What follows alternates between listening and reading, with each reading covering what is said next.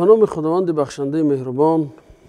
امروز ما درباره سوره اخلاص صحبت خواهیم کرد. سوره اخلاص بسیار سوره بزرگی هست. سوره است که دارای اسم اعظم خداوند است. عبدالله بن بریده میگه که مرد دعا کرده گفت اللهم انی اسألك بانك الاحد الصمد الفرد الصمد الذي لم يلد ولم يولد ولم يكن له كفوا احد. وقتی پیامبر صلی الله علیه و آله دعای این مرد شنیدن، به صحابی گفتند این مرد با اسم اعظم الله تعالی دعا کرد. اسم اعظم یا اسم اعظم اون اسمی هست که میگن پیامبر صلی الله علیه و آله اگر با اون دعا کرده شود اجابت می شود و اگر با اون پرسیده شود طلبش حاجتش برآورده می شود. سوره اخلاص سوره است که پیامبر صلی الله علیه و آله در نماز بامداد سنت را با همین سوره می خواندند. سوره اخلاص سوره است که پیامبر صلی الله علیه و آله در نمازهای نفلی آن را می خواندند، در نماز بامداد می خواندند، در نماز طوافشان را به هم می خواندند، پیش از خوابشان دستشان را میکشودند، کفشان را کشیده در کفشان سوره اخلاص می خواندند و صوف میکردند و به بدنشان میمالیدند. و اگر کسی بیمار شد اومد رقیه طلب میکرد، پیامبر صلی الله علیه و آله در رقیه از این سوره را میخواندند و این سوره فضیلت بسیاری دارد. حتی وقتی یک صحابی هر بار سوره میخواند و از قفای سوره تمام کرده سوره اخلاص رو میخواند، پرسیدن برایش این کار میکنی؟ گفت من اینو دوست میدارم. وقتی خبر به پیامبر رسید، پیامبر صلی الله علیه و آله اون مرد گفتن که حبک ایاه ادخلک الجنه، دوست داشتنت این سوره رو تو رو وارد بهشت کرد. یعنی این سوره در حقیقت اگر خوب نظر کنیم بین مردم ما هم خیلی نشر است، بسیار پنج شده است که مردم ما کودک خودشون وقتی که اولین گویم که قدم ها برای تعلیم دینی دادن وقتی شروع میکنن همین سوره اخلاص شروع میکنن، برای اینکه سوره کوتاه هست یا از سوره انا اعطیناک الکوثر شروع میکنن، از سوره فاتحه و بعضی کلمات دیگر. بنابراین این سوره یک مقام خاص در دل مؤمنان دارد. سوره اخلاص سوره که درباره عقیده گپ میزند، درباره عقیده اسلام، در ستون اسلام است. تصور درباره الله تعالی هست. الله تعالی چی ذاتی هست. همین سوره برای ما با چند جمله کوتاه مختصر و زیبا برای ما شرح میدهد. پیامبران آمدند برای اینکه مردم از عقیده ها و از پلیدی های فکری دور کنند. اون گویم که چنگ و غبار شرک و بدعت و خرافاتی که در مغز مردم ششته بود اون رو پاک کنند. و پیامبر صلی الله علیه و آله وقتی آمدند و مردم به خدا یگانه دعوت کردند، مردم مکه که درباره خدا یگانه نشنیده بودند و اطراف کعبه 300 چند تا بت بود و مردم اون بت‌ها را عبادت میکردند و هر قبله برای خودش بت داشت. وقتی دعوت به خدا یگانه رو شنیدن گفتند اجعل الالهه الها واحدا ان هذا لشیء عجاب.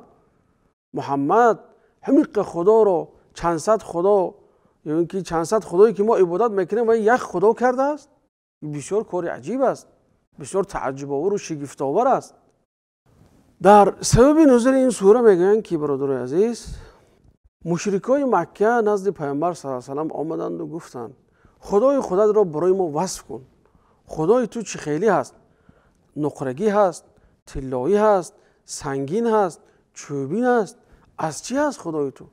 بینید یعنی پلیدی فکری، بینید غبار و چنگی که در فکر انسان هست، انسان چنان تصوراتش ویران میکند که تا درباره خدا نیست همون فکر رو میکنه که درباره بت‌های خودش دارد.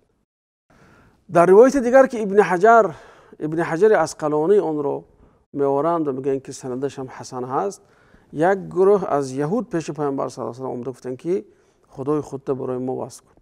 کعب الاشرف و حیی ابن اخطب نیز از جمله اونها بود. اومدن گفتن که ببینیم که خدای تو چی هست؟ خدای تو کی هست؟ معرفی کن خدای خودت. وقتی پیامبر صلی الله علیه و آله این سوال شنیدن کمتر سکوت کردند که این علامت آمدن وحی بود. و پس از چند شاید ثانیه یا دقیقه وحی هم به پیامبر صلی الله علیه و آله نازل شد. جبرئیل امین آمد گفت قل هو الله احد، بگو قل هو الله احد، یعنی قل اینجا بگو، یعنی که تو مأمور هستی، فرمان از طرف خداوند است که برای آنها بگو. یعنی اینجا میگن که بسبب که عقیده و علم عقیده اهمیت خاصه دارد، این فقط خدای تعالی معین میکند حد و حدودش. بنابراین اینجا به عباره قل پیامبر خطاب کرد که در قرآن ما 5 سوره داریم، سوره قل اوحی، سوره جن، سوره کافرون و سوره اخلاص و سوره های معوذتین. و غالبا وقتی که آیت به قول شروع می شود، این دلیل برام میکند که سؤالی به پیامبر صلی الله علیه و مطرح شده است، یا از طرف مؤمنا و یا از طرف کافرها.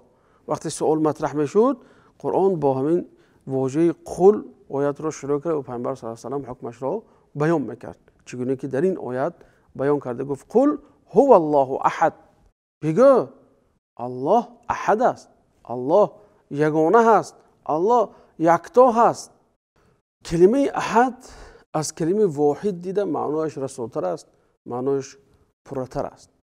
بنابراین در اینجا کلمه احد استفاده شد، یعنی احد او تنها هست، یگانه هست و همتا ندارد. این عباره رو مسلمانان خیلی خوب درک کرده بودند، خیلی خوب حس کرده بودند. بنابراین وقتی که بلال رو عذاب میدادند در صحرای گرم مکه، ریگ تصفان لوچ، بدنش لوچ، بالی ریگ میموندن، از بالای سنگ کلان میموندن، بالاش با یگان کسی دیگر میشیشت، بلال شکنجه میکردن. بلال فقط یک کلمه داشت، احدون احد، احدون احد، یگانه هست، یگانه یگانه. یعنی به همین طور اونها رو خطاب میکرد. مسلمانان معناش خوب درک کرده بودن. تا در جنگ بدر که 17 رمضان است، وقتی در میدان برآمدن، مسلمانان با عباره احد احد احد احد، یعنی یک شعاری از شعارهای اسلام از این چیز، به همین عباره برآمده بودند اونها و خوب هم درک کرده بودند معناش. پس اون الله تعالی میگوید الله الصمد، الله صمد است، الله بی‌نیاز است.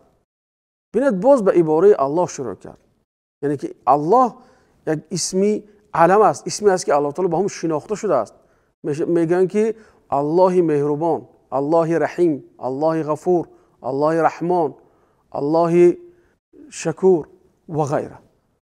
صمد این خواجه است که بی‌نیاز است، به کسی نیاز ندارد و همه به او نیاز دارند. یعنی صمد این بی‌نیازی تام و بی‌نیازی پره از مخلوقات است و نیازمندی تام مخلوقات به سوی او هست.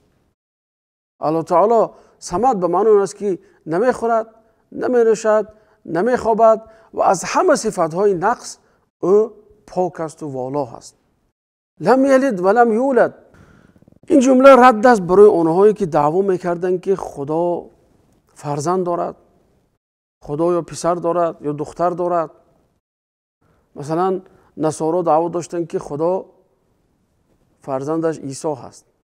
مشرکای مکه دعوا داشتن که ملائکه دختران خدا هستند و یهودا میگفتن که عزیر پسر خدا هست.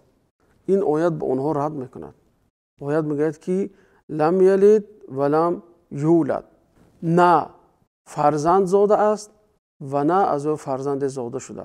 و این چیز هم از شأن خدایی نیست، یعنی که تولد شدن یا تولد کردن این احتیاج به زن دارد.